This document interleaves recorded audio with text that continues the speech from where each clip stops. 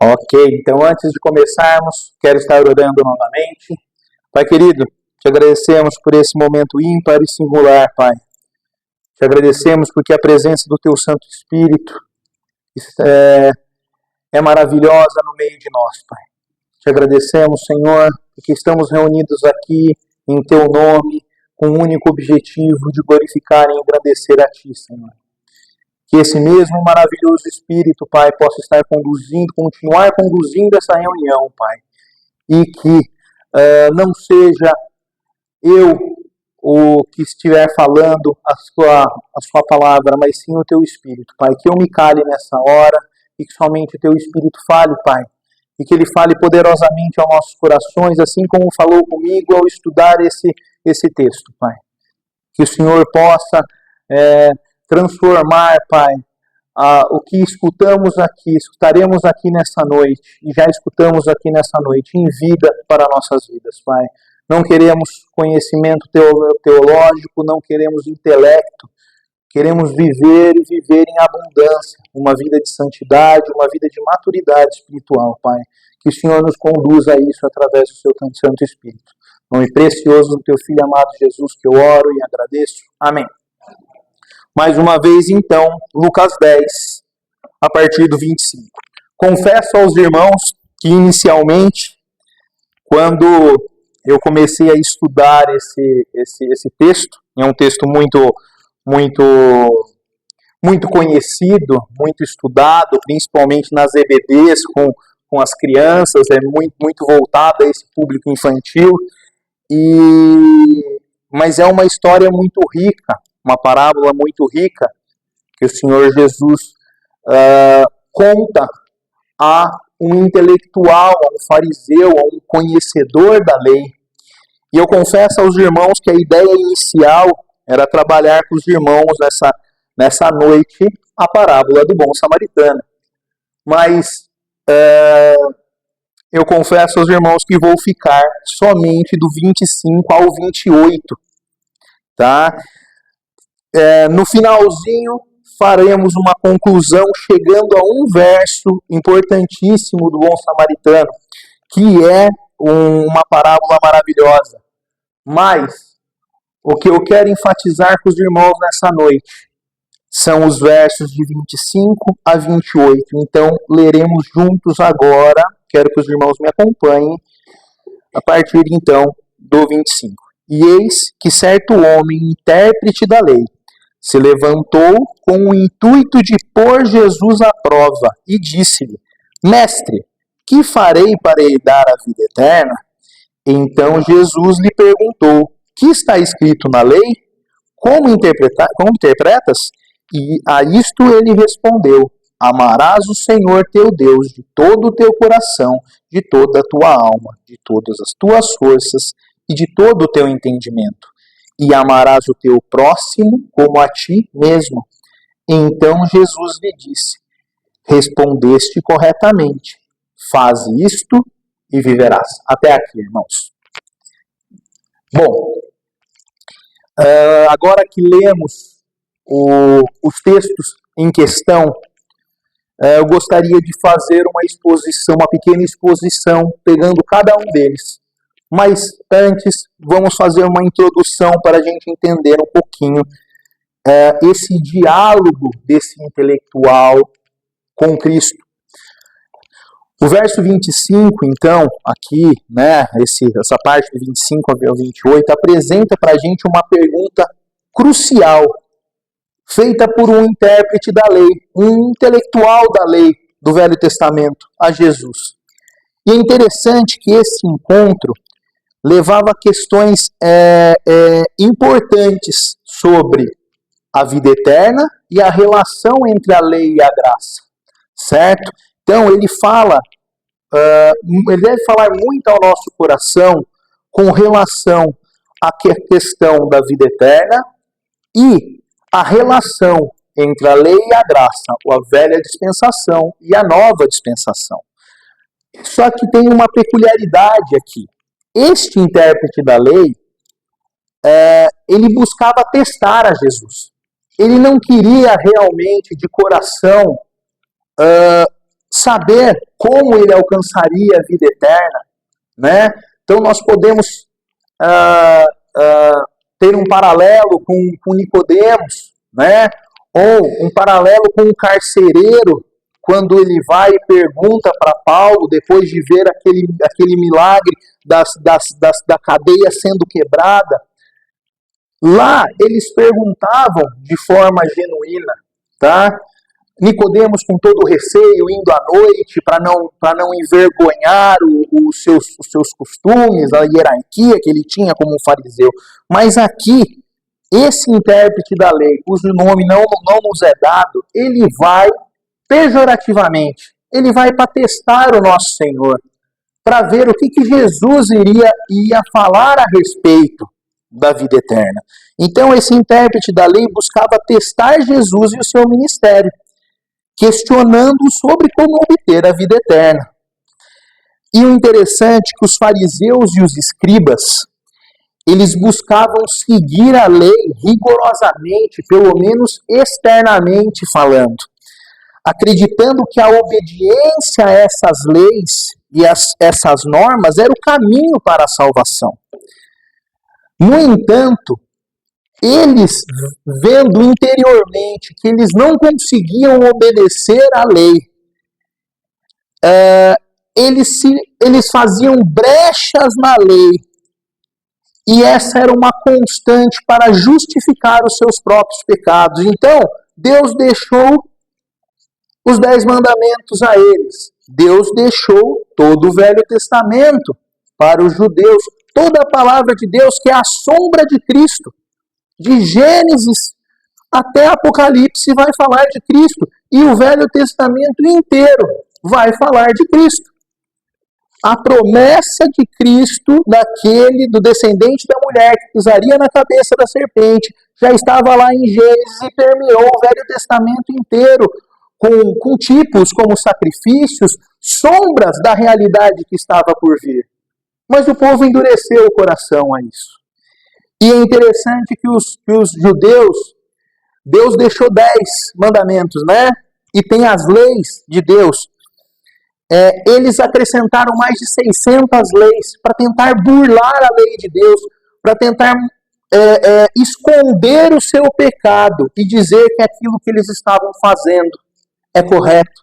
Mas nós sabemos que ninguém pode, por suas forças, por seu intelecto, por sua vontade, pode alcançar a vida eterna ou pode ser salvo. A salvação não é por obras, a salvação é pela graça. É um dom gratuito de Deus através de Cristo Jesus, que morreu na cruz do Calvário para nos salvar. E nós, os salvos, somos incluídos nesse precioso sacrifício. E assim como morremos para o pecado, ressuscitamos com ele para a novidade de vida. E isso é maravilhoso. E o interessante aqui que Jesus, ele não vem e despacha esse intelectual, ele não responde rispidamente ou tenta envergonhá-lo. Não. Cristo vai usar para o intelectual as próprias Escrituras. Porque nós sabemos que as Escrituras falam de Cristo. João vai dizer que o Verbo se fez carne, o Logo de Deus é Cristo. As Escrituras, elas são voltadas a uma pessoa. As Escrituras são a personificação de Cristo. Então, Jesus ele não ignora a lei. E expõe a necessidade da interpretação dela à luz do Espírito, centrada no amor e na devoção a Deus. Sem a revelação do Espírito, nós nunca conseguiremos entender ou viver uma vida cristã normal, uma vida cristã condizente com as expectativas, ou melhor ainda, com as responsabilidades que nós temos como filhos de Deus, como parte de um reino, como parte de uma família, como parte de um corpo. E sem a revelação do Espírito Santo isso é impossível. Então a Bíblia fala, lâmpada para os meus pés e luz para os meus caminhos é a tua palavra. Mas sem a iluminação do Espírito, nós podemos entender a letra, nós podemos decorar a Bíblia, ser PhD nas Escrituras, sem ter vida. E aqueles fariseus, eles conheciam o Velho Testamento de cabo a rabo, tanto é que a gente vê aqui que ele responde assertivamente, mas ele não vive aquilo, porque ele não tem a revelação da grandiosidade do que estava sendo dito. E Jesus, a lei, a gente vai ler aqui em Romanos que a lei é santa, a lei é boa. Então, Jesus ele não vem ignorar a lei, ele não ignora a lei, ele expõe a necessidade dessa interpretação. Então ele vai e pergunta para o fariseu. E depois que o fariseu responde corretamente, ele vai e fala, então você vive isso. De nada adianta você saber isso de cor e salteado se você não vive. E não existe fruto sem arrependimento e sem remissão de pecados. Me lembra a figueira, né? A figueira estava lá, né? Então nós temos um pomar cheio de figueiras e as figueiras não estavam em época de produção.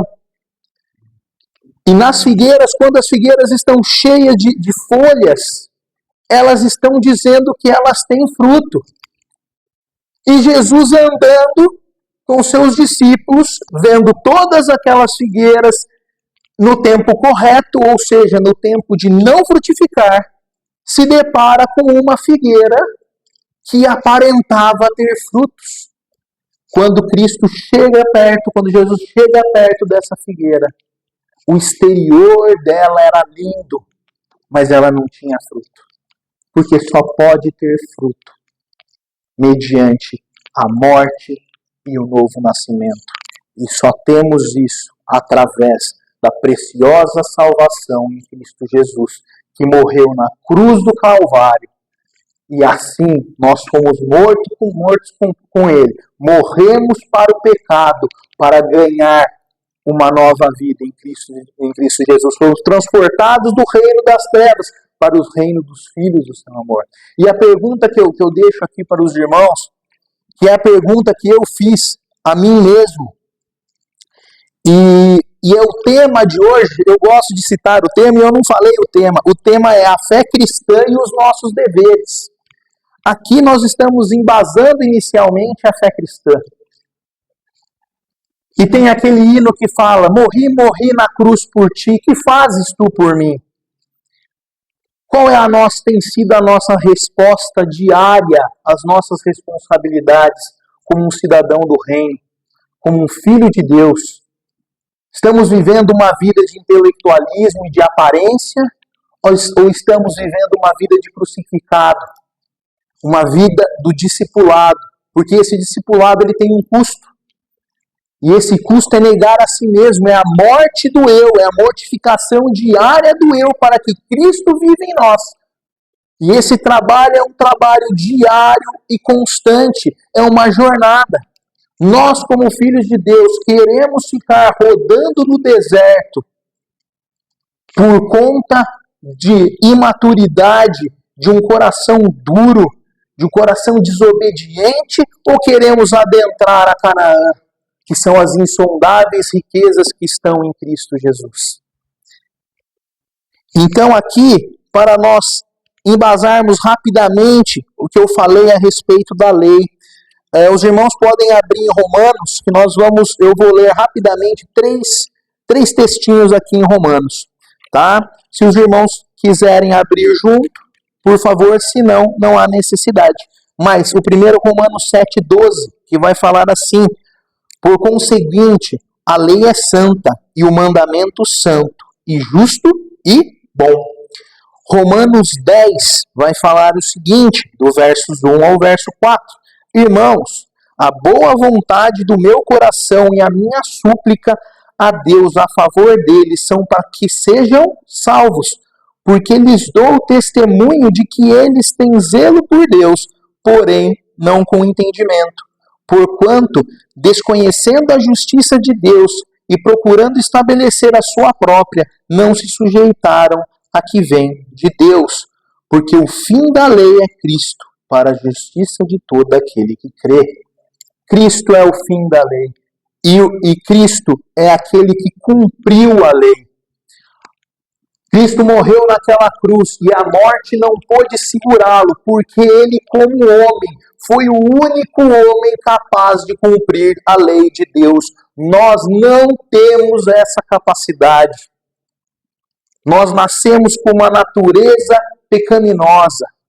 Nós nascemos com uma marca do pecado e essa marca só pode ser removida através da cruz do Calvário.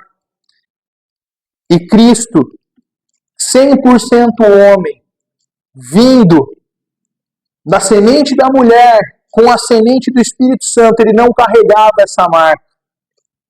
Mas ele foi tentado em tudo que vocês possam e nós possamos imaginar e nem conseguimos imaginar. E ele, como homem, ele não pecou, ele cumpriu a lei e por isso a morte não pôde detê-lo. E ele ressuscitou. E ele cumpriu o precioso plano de salvação que o Pai tinha dado desde a fundação do mundo. Romanos 5:1 vai falar um pouquinho mais. Justificados, pois, mediante a fé, temos paz com Deus por meio do nosso Senhor Jesus Cristo. A única forma, o pecado ele trouxe uma separação de nós para com Deus.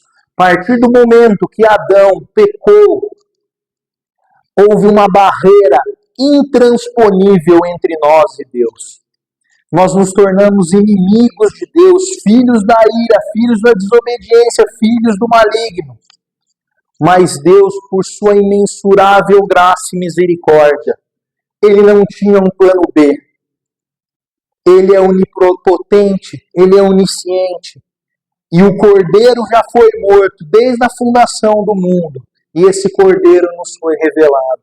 E esse Cordeiro foi encarnado. Ele nasceu, cresceu, morreu na cruz. Morreu como um maldito, porque a Bíblia diz, maldito todo aquele pendurado no madeiro, para cumprir o precioso plano de salvação, o qual nós, aqueles que, mediante a fé, creem em Jesus como seu único Senhor e Salvador, recebem a vida eterna. Gratuitamente, irmão. Isso não é por conhecimento, não é por obras, não. É pela graça. É pela graça imensurável de Deus. John Newton, o pastor que escreveu Amazing Grace, Maravilhosa Graça. Aquele homem já no final da vida cego, ele escreve Amazing Grace. E ele fala que para um grande pecador como ele, somente um grande salvador como Cristo, para salvá-lo da condenação.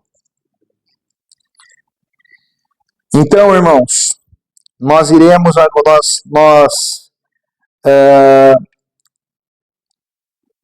tendo esse plano de fundo, rapidamente agora nós trabalharemos com esses 4 versículos em 3 porções, tá? Por quê? Qual é o ponto do estudo de hoje? O que eu quero trazer para os irmãos, e como sempre digo, e vou repetir aqui de novo, porque eu acho que é importantíssimo.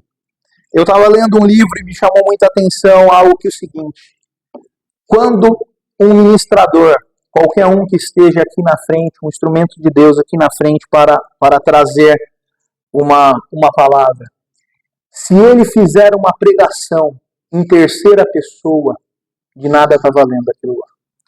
Porque aquilo ele não está pregando para ele está pregando para os outros. E nós aqui na frente, nós devemos ministrar em primeira pessoa. Essa palavra falou inicialmente comigo. É um trabalho que eu necessito na minha vida.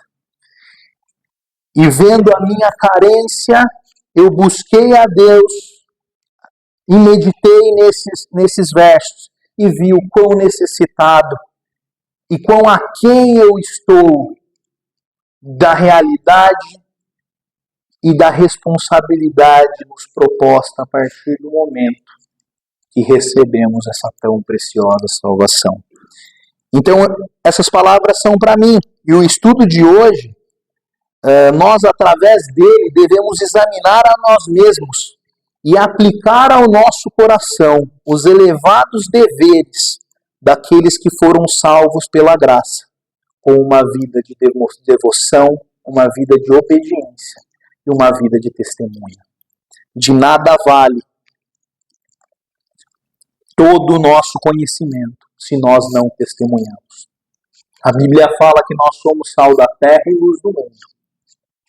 Mas nós só podemos dar sabor a esse mundo e nós só podemos ser luzeiros nesse mundo que há em densas trevas.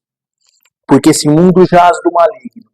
Se nós estivermos sujeitados, prostrados diante de Deus, prostrados diante do senhorio de Cristo e viver uma vida de obediência, uma vida de devoção, uma vida que glorifique a Deus. Amém?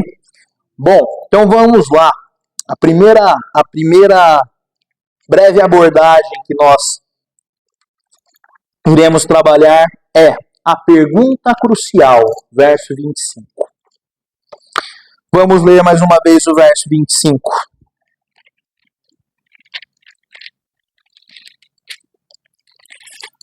Deixa eu voltar aqui para Lucas. Lucas 10, 25. E eis que certo homem, intérprete da lei, se levantou com o intuito de pôr Jesus à prova e disse-lhe: Mestre, que farei para herdar a vida eterna? O que faremos nós para herdar a vida eterna? Se não fosse por ter tamanha imensurável salvação, imensurável graça de Deus nas nossas vidas, nós teríamos alguma capacidade em nós mesmos de conseguir a vida eterna? Nós vemos aí, independente nós vemos evangélicos, vemos no meio evangélico, no meio católico, uma forma de comprar um pedaço do céu, uma forma de comprar o acesso à vida eterna. Não, ele morreu, está no purgatório, vamos orar, vamos fazer missa de sétimo dia, vamos pagar lá o padre para não ficar no limbo, não, tem que ir para o céu. Irmãos, não existe isso. Quantas rosas ungidas, água do Rio Jordão, areia de não sei da onde é vendida para tentar ser um mediador, ser um ticket, uma passagem para a vida eterna. Em João, um dos eu sou o Yahvé, Jesus falando, Deus Todo-Poderoso, um dos eu sou, ele fala, eu sou o caminho, a verdade e a vida. Ninguém vem ao Pai senão por mim. Ele é a vida eterna. E somente Ele. Não existe atalhos, não existe passagem, não existe ticket, não existe ponte aérea, não existe nada, conexão. É somente Cristo e mais ninguém. E mais ninguém. Todos nascemos pecadores e estamos destinados à morte e à condenação eterna. Porém, Cristo na cruz nos libertou da condenação do pecado e nos deu gratuitamente a vida eterna. Vamos para Romanos mais uma vez. Prometo que é a última vez que vamos para Romanos. Romanos 3, do 23 ao 26, vai falar assim: pois todos pecaram e carecem da glória de Deus, sendo justificados gratuitamente por sua graça, mediante a redenção que há em Cristo Jesus, a quem Deus propôs no seu sangue como propiciação mediante a fé, para manifestar a sua justiça, por ter Deus, na sua tolerância, deixado impunes os pecados anteriormente cometidos, tendo em vista a manifestação da sua justiça no tempo presente, para Ele mesmo ser justo e o justificador de quem tem fé em Jesus. Sempre quando nós falamos de justificação, não tem como nós desassociarmos do termo judicial de justificação. E quando nós falamos em justificação, automaticamente nós temos que nos colocar em um tribunal. E nós somos réus. E nós, justamente, estávamos sendo condenados, porque Deus é justo. Por isso Cristo morre primeiro para Deus, pelo Pai, porque o Pai é justo, Ele não podia salvar um pecador. Ele não podia cometer tremenda injustiça por amor de nós, simplesmente nós sendo condenados, réis, culpados. Ele não poderia simplesmente nos salvar. Alguém tinha que pagar o preço. E Cristo pagou o preço. Então nós estávamos no tribunal, sentados na cadeira dos réus, o martelo pronto para ser batido para a morte eterna. Mas Cristo entra nesse tribunal. Agradou a Deus moer o seu próprio filho, o seu filho unigênito, para nos salvar. E o Cordeiro Imaculado entra nesse tribunal. E o nosso pecado é colocado totalmente nele. Ele recebe o nosso pecado e a condenação do pecado, que é a morte. E mais do que isso, além dele livrar a gente, nos livrar da condenação, ele nos dá a vida eterna. Ele, além de sanar a nossa dívida impagável, ele poderia simplesmente zerar. Não, ele dá a sua vida para nós. A vida em abundância, a vida eterna. Isso é maravilhoso. E por muitas vezes, nós esquecemos ou não valorizamos verdadeiramente a nossa salvação. Nós fomos salvos, maravilha. Nós devemos dobrar os joelhos e engrandecer a Deus por ter salvado um miserável pecador que nem eu. Porque não foi por ouro nem prata que nós fomos comprados, mas foi pelo precioso sangue, o sangue do Cordeiro.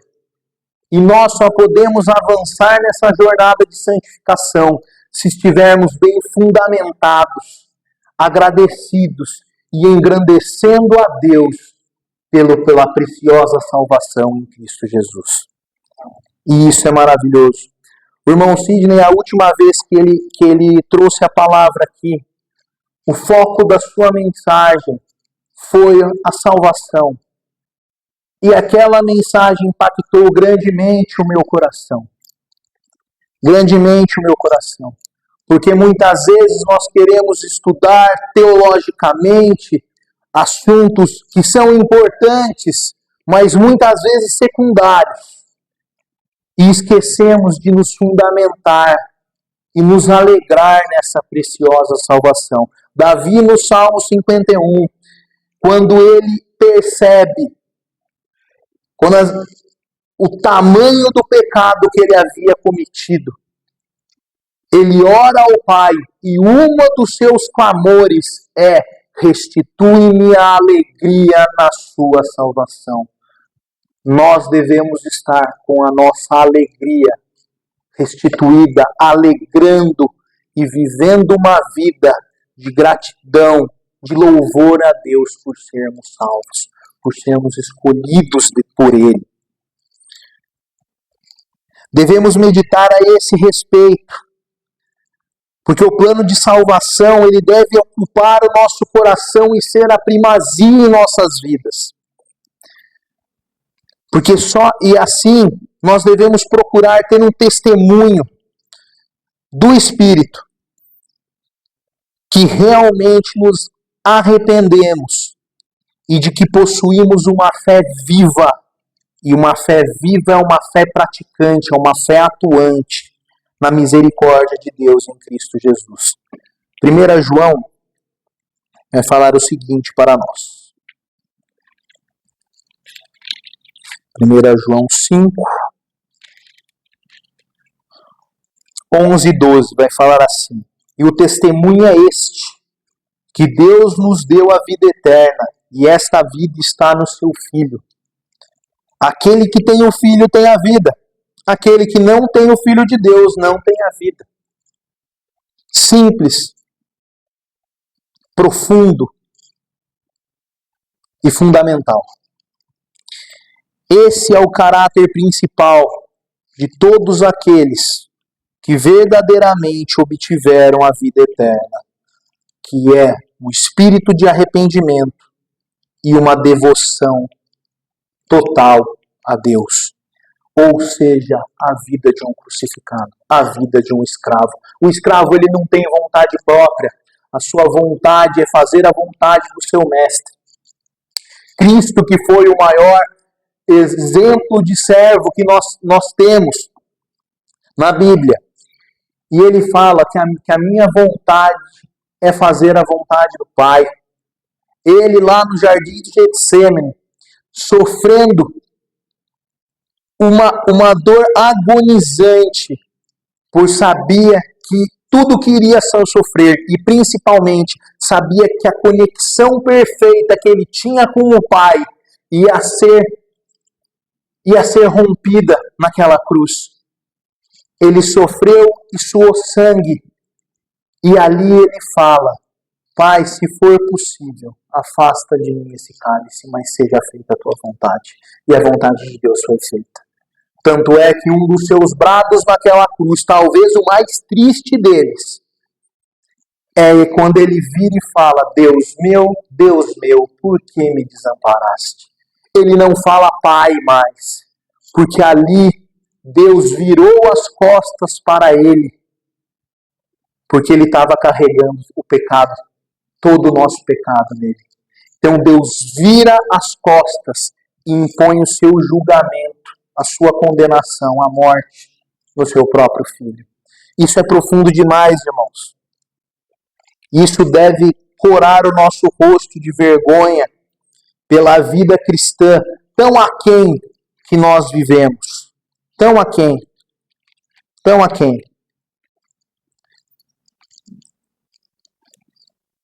1 João 1, 7, 9 vai falar assim: se porém andarmos na luz, como Ele está na luz, mantemos comunhão um com os outros, e o sangue de Jesus, seu Filho, nos purifica de todo pecado.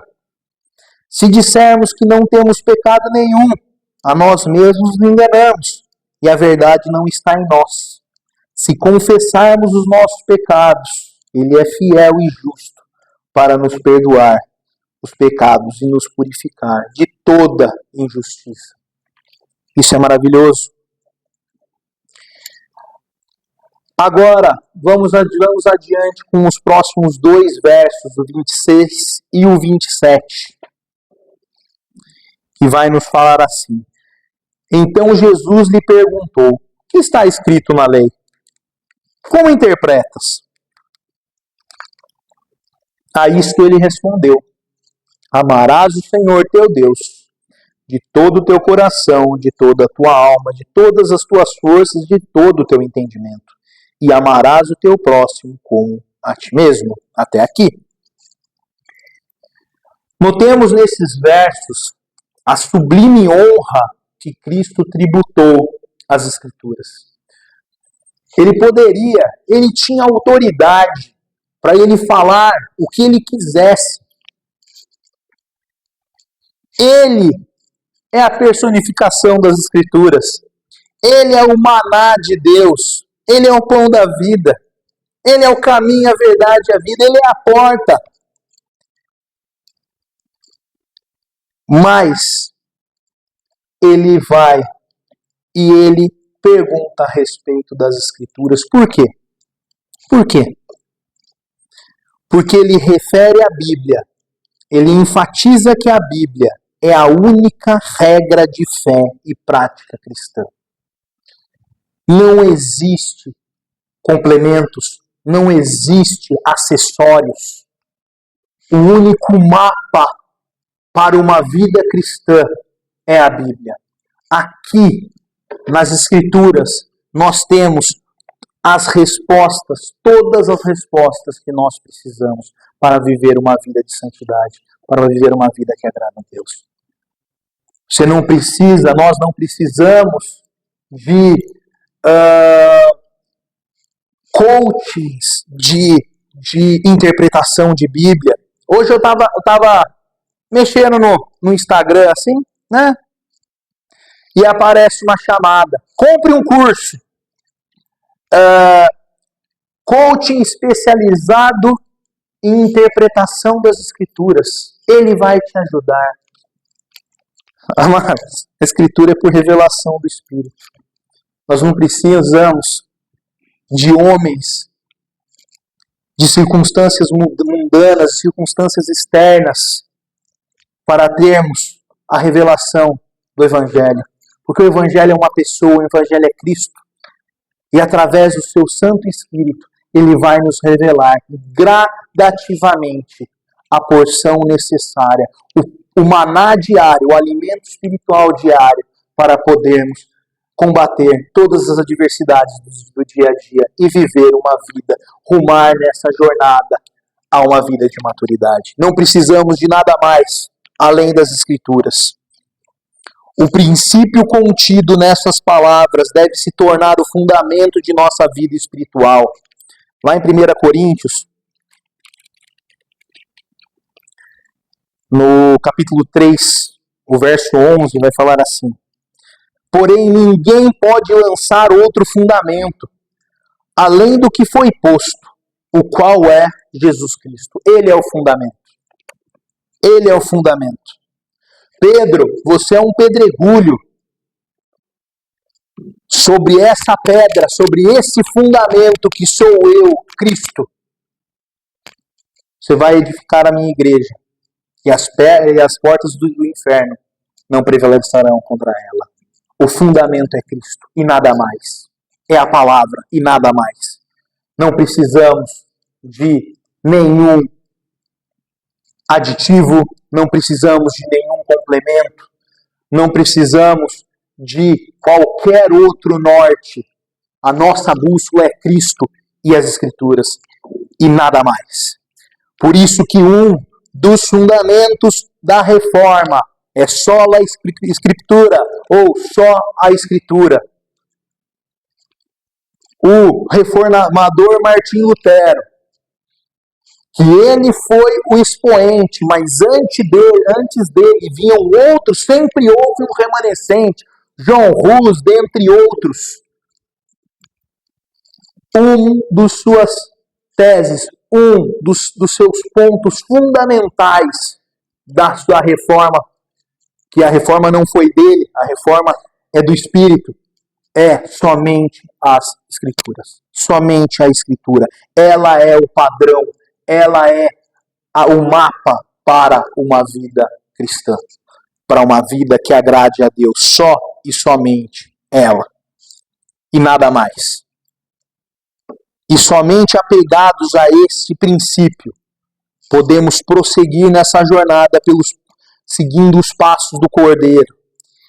Esta é a única medida e o único padrão do verdadeiro cristianismo. A palavra e através dela o testemunho. Sem arrependimento, sem prostrarmos o nosso rosto no pó, não há forma de vivermos uma vida que agrade a Deus. É uma vida de negação diária à nossa carnalidade, a nós mesmos, para viver Cristo. Mas o meu pai sempre fala aqui, e está escrito em uma das minhas Bíblias, no início dela, um irmão antigo, a sua oração era: Pai, não deixes que eu saia da tua cruz. Porque quando eu saio da sua cruz, eu envergonho o teu nome. E nós envergonhamos o Evangelho e damos muitas vezes um testemunho péssimo para o mundo. Nós que devíamos ser os porta-vozes da verdade, muitas vezes andamos em conformidade com o mundo. E isso é muito triste e muito preocupante. Para finalizar, irmãos, o intelecto e a vida.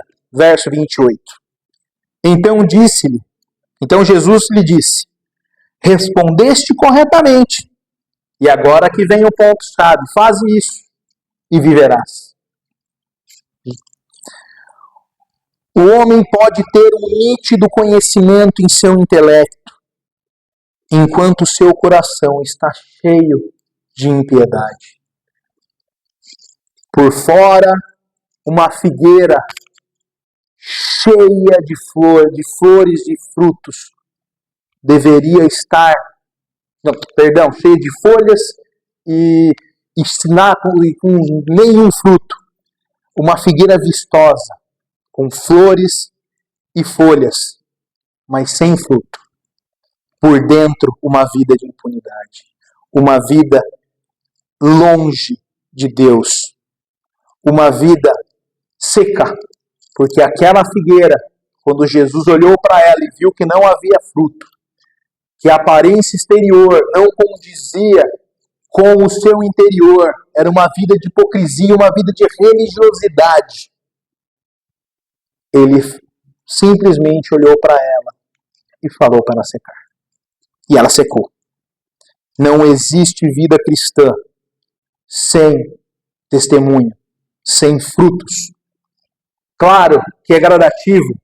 Um recém-convertido, ele não vai dar já, em teoria, um monte de frutos. Mas a nossa vida cristã, ela deve ser gradativa. E a nossa vida cristã não tem a gente não consegue ficar estagnado. Ou nós esfriamos, ou nós rumamos as insondáveis riquezas que estão em Cristo Jesus. E essa vida, gradativamente, ela deve dar fruto, e mais fruto, e mais fruto. É uma vida de conformidade com Cristo. E cada vez que o eu diminui e Cristo é formado em nós, mais nós emanamos o perfume agradável do Espírito e testemunhamos a Cristo e glorificamos ao Pai. É a única forma, meus irmãos. Não existe fórmula mágica a não ser uma vida aos pés da cruz. Um grande conhecimento acompanhado por uma vida infrutífera é o mais perigoso estado da nossa alma. Nós, como filhos, agora vamos trazer para a nossa realidade, como já trouxemos praticamente na totalidade aqui do nosso estudo. O nosso conhecimento externo, o nosso conhecimento intelectual, nós podemos saber a Bíblia de cabo a rabo. De cabo a rabo. Mas é muito melhor estarmos ou termos um pequeno copo, ou seja, um pequeno conhecimento, só que esse copo estar transbordando, ou seja, naquilo que nos foi revelado, naquela porção que Cristo nos revelou, nós sermos fiéis àquilo e fiéis até a morte, do que nós termos um grande copo, uma jarra, às vezes um galão, e ter gotas lá dentro. E eu posso dizer que conheço pouco, mas que conheço muito mais do que vivo. E isso é muito triste.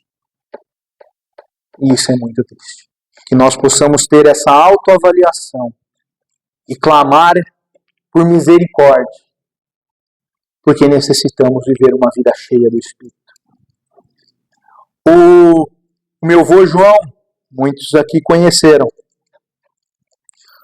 um homem simples, criado de maneira brusca, rústico. Ele não tinha grandes conhecimentos intelectuais, mas ele foi fiel naquilo que foi revelado a ele. O Alzheimer poderia estar num estágio mais avançado, mas ele podia esquecer de tudo, me esquecer meu pai, esquecer seus filhos, esquecer as pessoas. Mas ele não esqueceu que pela graça sois salvos mediante a fé. Isso não vem de nós, é dom de Deus, não de obras, para que ninguém se glorie.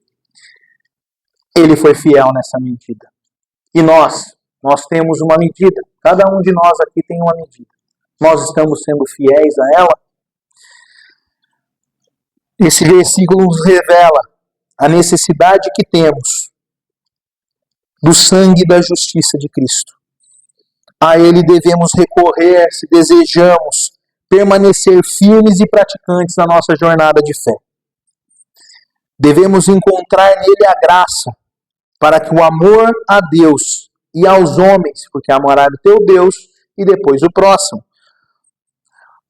para que o amor a Deus e aos homens se torne o princípio governante em nossas vidas. Estamos finalizando já, irmãos, João 13, rapidamente. O verso 17 vai falar assim: Ora, se sabeis essas coisas, bem-aventurados sois, se as praticardes. Tudo que nós sabemos, nós só seremos felizes, bem-aventurados, se nós praticarmos aquilo que Deus tem nos revelado. E assim, como o bom samaritano, e eu vou citar um verso do bom samaritano, devemos ter sempre conosco o óleo e o vinho. Mas por que você está falando isso, Luiz? Vamos rapidamente ao verso, para encerrar, 33 e 34, que vai falar assim, ó. Certo samaritano. E aqui nós vemos a vida, o exemplo prático da fé. O exemplo prático do testemunho. Certo samaritano que seguiu o seu caminho, passou-lhe perto e vendo-o, compadeceu-se dele. De quem? Daquele homem que estava quase morto. E chegando-se, pensou-lhe os ferimentos, aplicando-lhes óleo e vinho. E colocando-o sobre o seu próprio animal, levou-o para uma hospedaria e tratou dele. O óleo e o vinho aqui falam de alguém que estava preparado. Ele estava na sua jornada. Esse samaritano estava no seu caminho. E era um caminho tortuoso, um caminho cheio de saqueadores.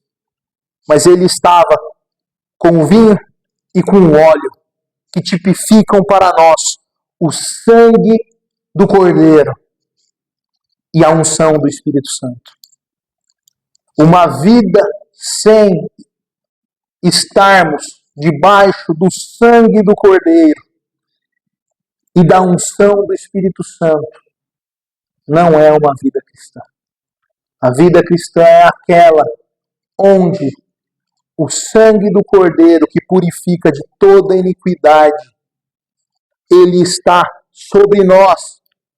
E o anjo da morte, ao passar, ele não está vendo o Luiz, ele não está vendo a pessoa, assim como no Egito.